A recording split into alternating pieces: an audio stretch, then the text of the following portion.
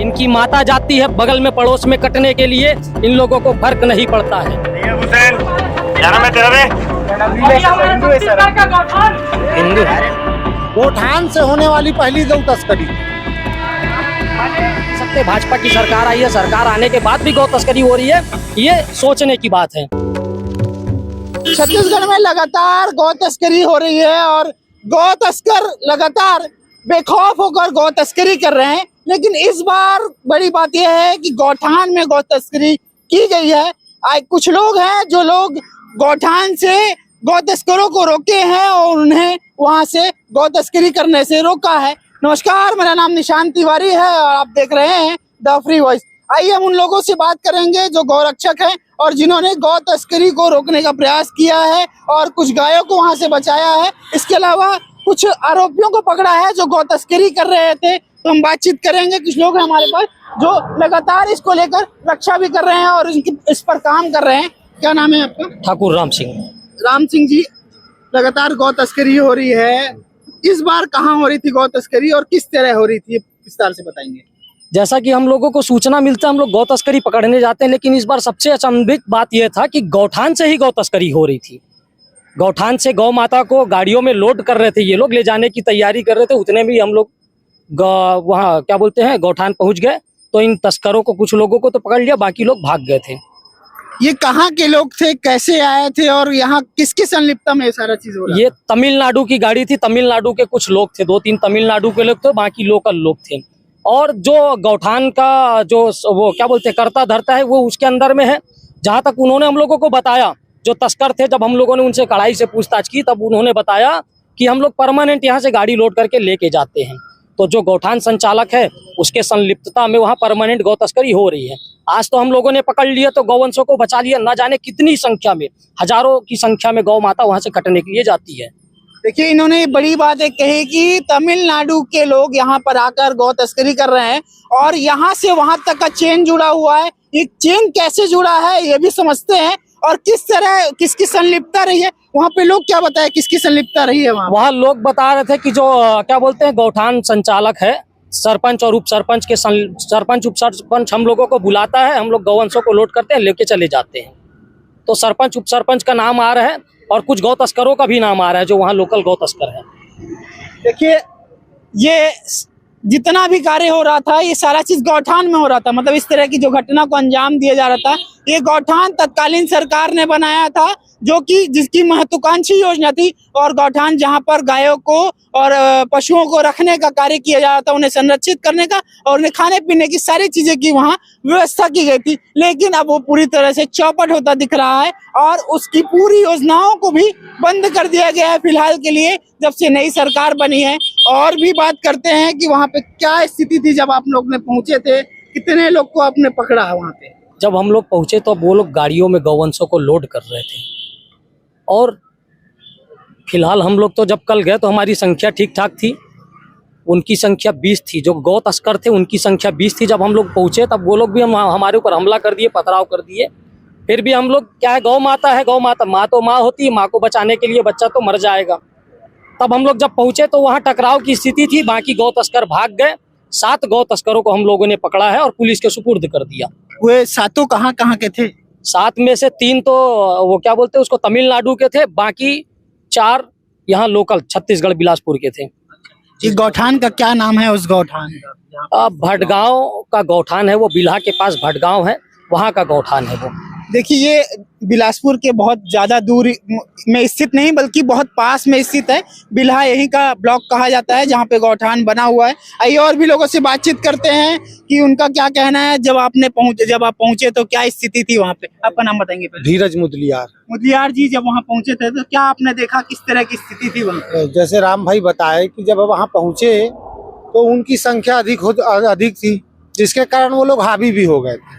लेकिन हमारे गौ सेवक डटे रहे और पीछे से हम लोग एक ग्रुप और बुलाए थे लोकल लोगों का, वही अपने गौ सेवक लोगों का, जो पीछे से सपोर्ट मिला। तो उन लोग जब देखे कि हमारी संख्या बढ़ गई है तो उसमें से आधे से ज्यादा लोग भाग गए। उसके बाद वहां से 7 लोगों को पकड़ा गया, जिसको पुलिस के हवाले किया गया।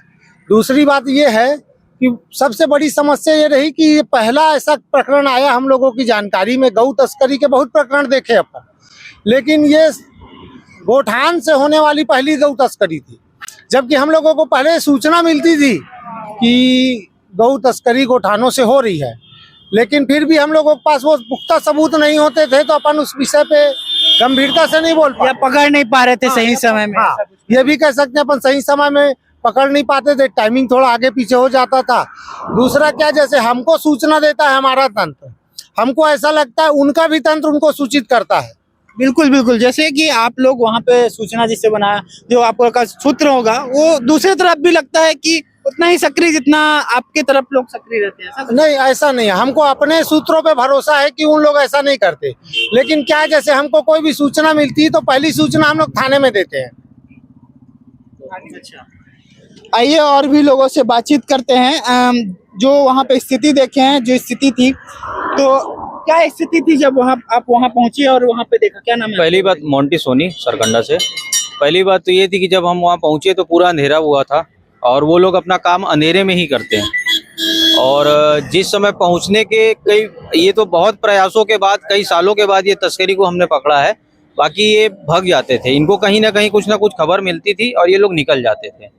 मैं सभी सनातनों भाई से निवेदन करता हूँ कि जब हम पूजा पाठ करते हैं तो गौ माता की जय हो, गौ माता हमेशा मतलब स्वस्थ रहे, हम उनकी रक्षा करें, ऐसा हम प्रण लेते हैं। तो मैं सभी से प्रार्थना करता हूं कि भाई सभी लोग मिलकर उनकी रक्षा करें। हम कोई अलग से बनाए हुए बंदे नहीं है भगवान के, हम ही आप लोग के ही बीच के हैं। लेकिन एक मन के अंदर एक भावना रहती है जो पशु प्रेमता है, वो सभी के अंदर रहे। सभी से मेरी यही प्रार्थना है। देखिए, मतलब पशु के को लेकर किस तरह प्रेम झलक रहा है, और ये लगातार आप तस्वीर के माध्यम से देखेंगे कि ये वही टीम है जो लगातार पशु तस्करी को रोक रही है और उनकी रक्षा कर रही है। इसको लेकर जिम्मेदार किसको मानते हैं, जो ये स्थिति, इस तरह की घटना को जो अंजाम दे रहे थे, किसको ऊपर जिम्मेदार, किसको जिम्मेदार ठहराएंगे आप? सबसे पहले तो जिम्मेदार वो लोग हैं जो गौ माता को पालते हैं। गाय को माँ बोलते हैं, लेकिन अपनी माँ को मरने के लिए छोड़ देते हैं, इन कसाईयों को बेच देते हैं। और दूसरी बात, प्रशासन बिना प्रशासन की जानकारी से इतना बड़ा क्या बोलते हैं अपराध नहीं हो सकता। छत्तीसगढ़ के कोने कोने में गौ तस्करी होती है, खुलेआम गौ तस्करी होती है। हम लोग गौ तस्करी पकड़ते हैं, प्रशासन को सूचना देते हैं। कई बार तो ऐसा होता है गौ तस्करी पकड़ के प्रशासन को दिए, प्रशासन उल्टा हमारे ऊपर कार्रवाई करती है। तो पहले तो सरकार भी इसमें लिप्त थी, अब छत्तीसगढ़ में सरकार चेंज हुई है तो प्रशासन तो लिप्त है ही। अब छत्तीसगढ़ सरकार को तो बोल नहीं सकते, भाजपा की सरकार आई है, सरकार आने के बाद भी गौ तस्करी हो रही है, ये सोचने की बात है। मतलब स्थिति बदली नहीं है, स्थिति वही है, बस सत्ता बदल गई है, यही कहना चाह रहे हैं। सत्ता बदला है, बाकी तस्करी तो और भी धड़ल्ले से हो रही, खुलेआम हो रही। छत्तीसगढ़ के कोने कोने से, भारत में सबसे ज्यादा गौ तस्करी होती तो छत्तीसगढ़ से होती है। यहाँ तक की स्थिति रहती है कि तस्कर, जो गौ तस्कर रहते हैं, उनके पास हथियार रहता है। वो लोग कई बार हमारे लोगों के ऊपर, हम लोगों के ऊपर प्राणघातक हमला भी किए। लेकिन गौ माता तो माता है, माँ के लिए मरने के लिए भी तैयार रहते हैं हम और हमारे सभी गौरक्षक भाई। देखिए, तो इन्होंने बड़ी बात कही कि जो प्रशासन और सरकार के ऊपर आरोप लगाया है और कहा है कि उनके ही सानिध्य में, यानी कि उनके ही संरक्षण में सारी चीजें होती हैं, लेकिन इस पर कोई ध्यान नहीं देता है। कौन ध्यान देगा, किस पर ध्यान देगा? लोग एक दूसरे पर आरोप तो लगाते हैं, लेकिन जांच के नाम पर सिर्फ खाना पूर्ति आखिरी में हो जाती है। लेकिन आप गौ तस्करी को लेकर क्या सोचते हैं, कमेंट बॉक्स पर कमेंट करके जरूर बताइएगा। और भी कुछ कहना चाह रहे हैं? ऐसा लग रहा है। बिल्कुल, एक मुद्दा है, जो लोग गाय के नाम से राजनीति करते हैं, धर्म के नाम से राजनीति करते हैं, इन लोगों को जब सूचना मिलती है, ये लोग घर से नहीं निकलते हैं। इनकी माता जाती है बगल में पड़ोस में कटने के लिए, इन लोगों को फर्क नहीं पड़ता है। अगर ये हिंदू संगठन और गौ सेवा संगठन ही एक्टिव हो जाए ना, तो छत्तीसगढ़ में तो, बिलासपुर तो क्या, भारत के किसी कोने में गौ माता कटेगी नहीं। ये गौ माता की ये हाल नहीं रहेगा। हम लोग मरने के लिए जाते हैं, जब हम लोग जाते हैं तो लोकल हिंदू संगठनों को सूचना देते हैं, लेकिन इन लोगों को ज्ञापन सौंपना है सिर्फ। जब कोई गौरक्षक मर जाएगा तो ये लोग चले जाएंगे, ज्ञापन सौंप के आ जाएंगे। जब कोई गौरक्षक मर जाएगा तो ये लोग सोशल मीडिया में शेयर कर देते हैं। इन लोगों को वाहवाही बटोरनी है, गौ माता की रक्षा करनी है, सड़कों पे उतरना पड़ेगा। हाथ जोड़ करके निवेदन है, जो भी वीडियो देख रहे हैं, गौ माता की रक्षा के लिए आगे आए, अपने बच्चों को गौ माता के बारे में बताएं।